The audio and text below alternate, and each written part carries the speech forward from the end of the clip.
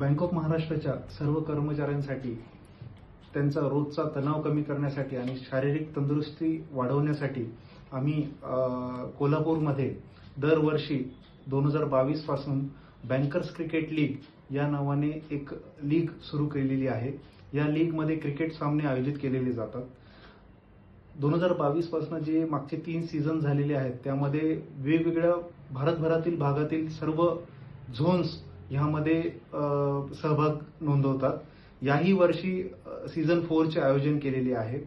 Season 4 हे जे आहे शास्त्रीनगर आपलं जे स्टेडियम आहे कोल्हापुरातलं तिथे 24 जानेवारी आणि 25 जानेवारी ह्या रोजी सामने भरवण्यात येणार आहेत।